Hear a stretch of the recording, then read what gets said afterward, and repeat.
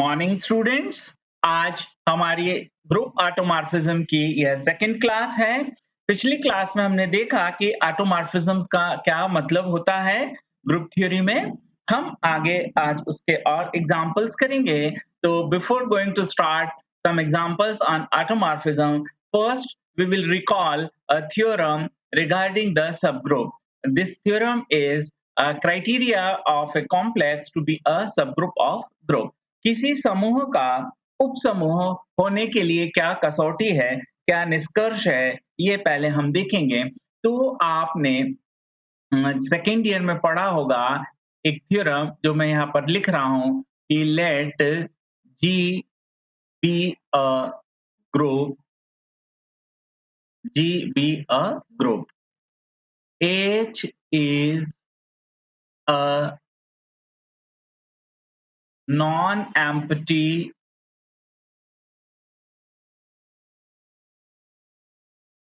subset of G, then H will be a subgroup if, then रखिए कौन सी condition है, if and only if की, if for all values a comma b belongs to H implies a b inverse belongs to H। ये second year में बहुत important theorem थी। आज हम इस थ्योरम को यूज करते हुए ऑटोमॉर्फिज्म से रिलेटेड एक प्रॉब्लम्स को सॉल्व करने वाले हैं। तो ये आप ध्यान में रखिएगा, इसको हम आगे यूज करेंगे। तो अब हमारा जो आज का जो क्वेश्चंस है ऑटोमॉर्फिज्म्स का, मैं उस क्वेश्चंस को आपके सामने लिखता हूं। तो हमारा जो ऑटोमॉर्फिज्म्स का क्वेश्चन है वो ये है कि लेट, अक्षर मोटे हैं, थोड़ा सा पतले कर देते हैं ना इनको, यहाँ पतले अक्षर। Late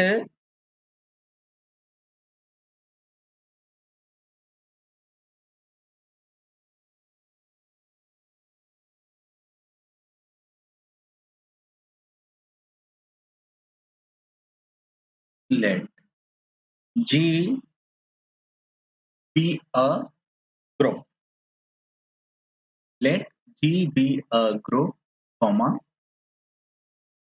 H is a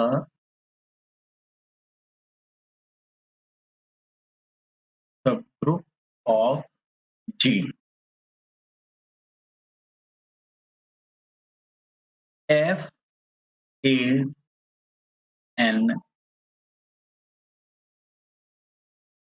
automorphism, F is an automorphism of G. Let F, नीचे लिख देता हूँ मैं इसको, यहाँ से थोड़ा सा कर देता हूँ, पूरी लाइन आएगी, एक साथ आपको अच्छा रहेगा। Let F H equal to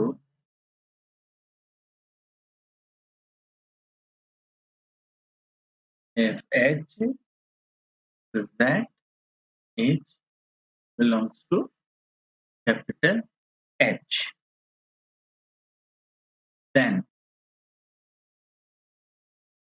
prove that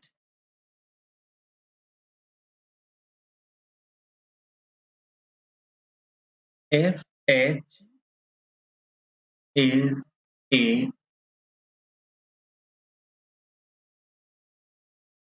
subgroup of G। तो ये हमें प्रूफ करना है। आप देखें यहाँ पर आपको तीन चीजें बहुत क्लियरली होना चाहिए। सबसे फर्स्ट थिंग आपको ये पता होना चाहिए सब ग्रुप क्या होता है, पहली चीज। सेकंड आपको ये पता होना चाहिए क्राइटेरिया कि A B inverse belongs to H वाला।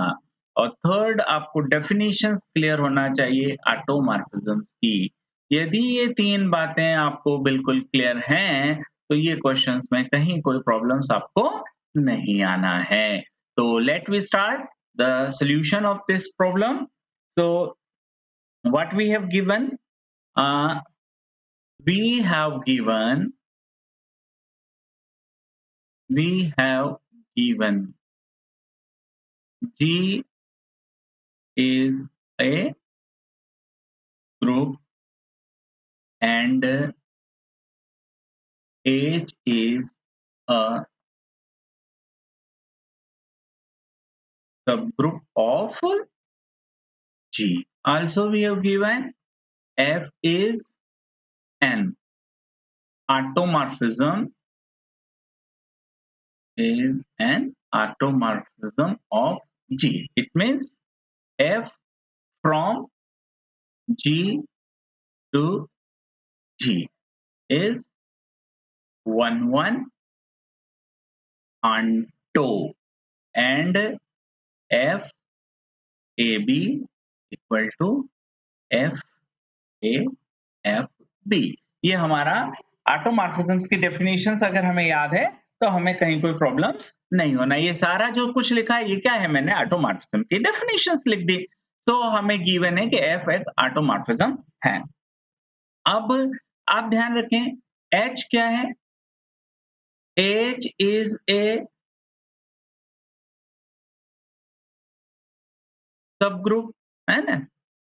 Late H1 and H2 belongs to H। हम मान लेते हैं कि H1 और H2 जो है वो किसको बिलोंग कर रहे हैं? H को। तो these implies, है ना? This implies H1 H2 inverse belongs to H। ये किस आधार पर लिखा मैंने अभी? ऊपर जो आपको थ्योरम लिखी ना सेकंड ईयर वाली, ये देखिए फर्स्ट जो आज का क्लास ही जहाँ से हमने स्टार्ट की ना, उसी के बारे में हम बात कर रहे हैं। देखो ये यहाँ से इस प्रॉपर्टी के बेसिस पे लिखा है। तो अब हम यहाँ पर इस आधार पर क्या लिख सकते हैं कि H1 H2 इनवर्स किसको बिलोंग कर रहा है? H को कर रहा है। अब आप देखें हमें क्या गिवन है? FH क्या है? तो FH is nothing but it is the collection of all the F mapping, है ना? ये आपका, तो आप देखो कि अगर H में है तो FH किस में होगा? कैपिटल FH में होगा। तो हम यहाँ पर क्या लिख सकते हैं? तो हम ये लिख सकते हैं कि these implies F H1 H2 inverse, yes, है ना? और ये किसको बिलोंग करेगा? तो it will belong to F H, ये एच को बिलोंग करेगा। अब आप देखें एफ क्या है? ऑटोमॉर्फिज्म है। किस पे? जी में। और H1 और H2 कैपिटल H में है, कैपिटल H सब ग्रुप है तो डेफिनेट ये जी में है। तो ये जी में होने के कारण हम क्या लिख सकते हैं कि FH1 इंटू FH2 इनवर्स, ये किस में बिलोंग हो गए आपके? ये बिलोंग करेंगे आपके FH में। अब ये आपके FH में है और F क्या है हमारा? ऑटोमॉर्फिज्म है। So we may write FH1 into FH2 inverse. ये हमारा किसमें आ गया? FH में, है ना? तो ये हमारा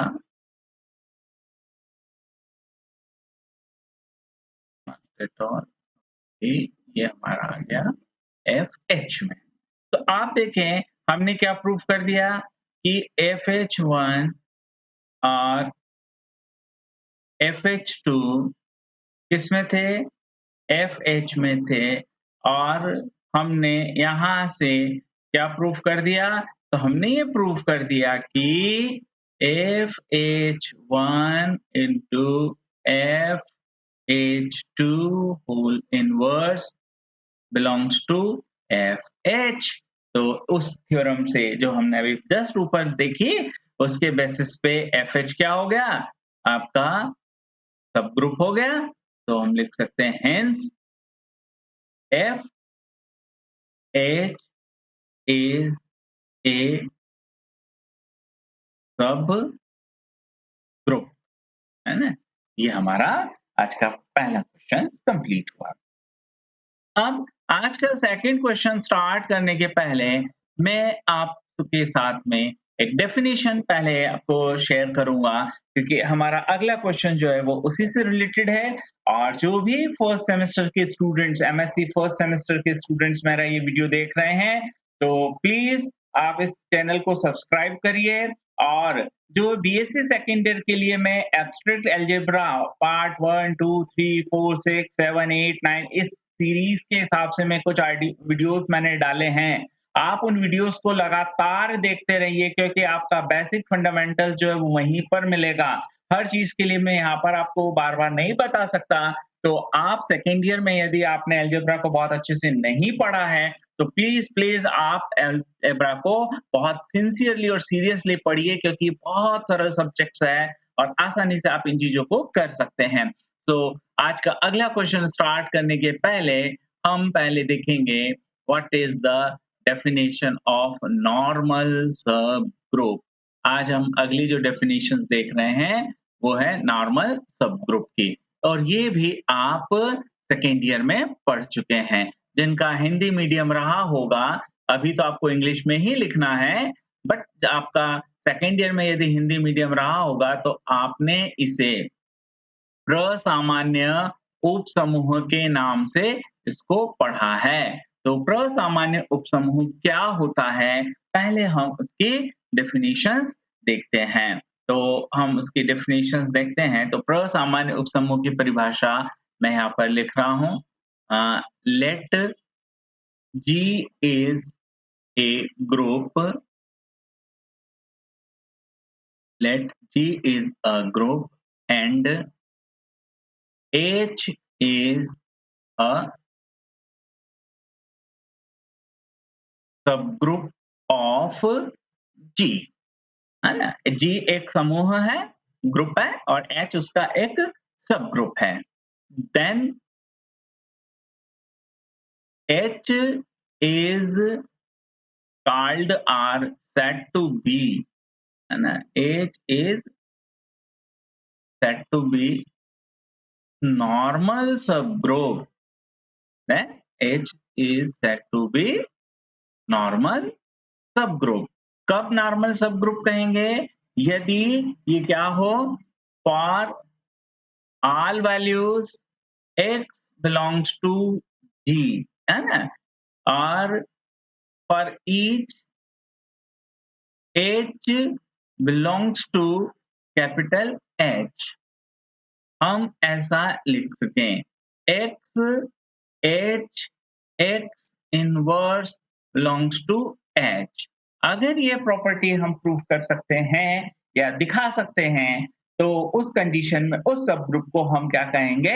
नॉर्मल सब ग्रुप कहेंगे। तो ये हमारा नॉर्मल सब ग्रुप की डेफिनेशन है। तो हमारी ऑटोमॉर्फिज्म से रिलेटेड जो अगली प्रॉब्लम है वो नॉर्मल सब ग्रुप से जुड़ी हुई है। इसलिए पहले मैंने आपको ये नॉर्मल सब ग्रुप की डेफिनेशंस क्लियर की, ताकि आपको वो थ्योरम या वो क्वेश्चन समझने में सहूलियत रहे। तो अब हम उस क्वेश्चंस को लिखते हैं। तो मैं अब क्वेश्चन को लिख रहा हूँ। तो क्वेश्चन ये है, let G be a group. G क्या है? एक ग्रुप है ना? और F एक ऑटोमॉर्फिज्म है और N नॉर्मल सब ग्रुप है। N is a normal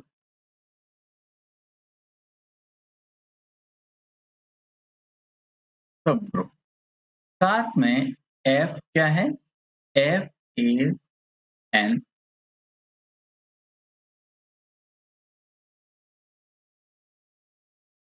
automorphism. F जो है वो एक ऑटोमॉर्फिज्म है।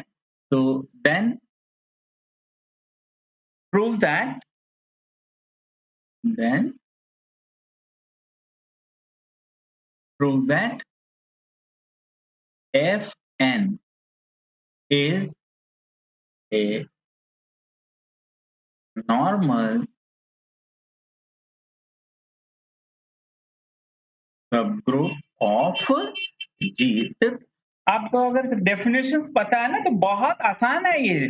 आप देखिए लेट G क्या है, ग्रुप है, एन नॉर्मल सब ग्रुप है, तो आपको नॉर्मल सब ग्रुप की डेफिनेशंस क्लियर होनी चाहिए। जस्ट मैंने अभी आपको बताई और वापस से मैं थोड़ा-सा स्क्रीन पे ला रहा हूँ ताकि आप एक बार फिर से देख सकें। नॉर्मल सब ग्रुप होने के लिए हमें क्या शो करना होता है, तो अगर H को नॉर्मल बताना है तो हम X inverse belongs to H दिखाना होगा। यहाँ हमें गिवन है कि N एक नॉर्मल सब ग्रुप है, मतलब वो ये कंडीशंस को होल्ड करता है। और F क्या है, ऑटोमॉर्फिज्म है, तो हमें प्रूव करना है कि Fn is also an normal सब ग्रुप ऑफ G। तो अब हम इसको प्रूव करते हैं। तो प्रूव करते हैं तो हम क्या करते हैं, पहले तो हम क्या बताएंगे कि Fn जो है वो सब ग्रुप है ना? तो है ना, क्या है, let G is a group and N is a normal subgroup and F is an automorphism N of G। इसका मतलब क्या हुआ आपका, F from G to G, ये आपका क्या है, 1 1 onto और F A B equal to F A F B। तो फर्स्ट ऑफ ऑल हम क्या शो करेंगे कि Fn जो है वो एक सब ग्रुप है। तो first we will show Fn is a subgroup of G। तो ये आपने अभी जो मैंने पिछला भी जो क्वेश्चन सॉल्व किया था ना कि H अगर एक सब ग्रुप है तो FH भी सब ग्रुप होगा, तो वो आप यहाँ पर पूरा आपको शो करना है। मैं उसको आपके लिए छोड़ दे रहा हूँ। आपको पिछला वाला जो क्वेश्चन है उससे ही पूरा कंप्लीट कर देना है। तो मान लिया मैंने कि आपने उसको कंप्लीट कर दिया। पूरा पिछला जो क्वेश्चन है उसी को आपको यहाँ रिपीट करना है। वहाँ H था, यहाँ हमने N लिखा है, उससे कोई फ़र्क नहीं पड़ता। आप उसको N की टर्मों में भी कर सकते हैं, है ना? जैसे आपने वहाँ पे H1 H2 था वैसे आप यहाँ पर कर सकते हैं। अब हम बताते हैं कि ये नॉर्मल सबग्रुप है या नहीं। तो हम लेते हैं अब फर्स्ट पार्ट आपने वो शो कर दिया। Let X belongs to G and इसमें हम उसमें H और ये लेते थे, यहाँ थोड़ा-सा हम चेंज कर लेते थे, K ले लेते हैं। तो let and K belongs to F N, हमने ये ले लिया, ठीक है? अब आप देखें कि X जो है वो आपका किस में है? G में है। तो अगर आपका F ऑटोमॉर्फिज्म है ना? Since F is an automorphism,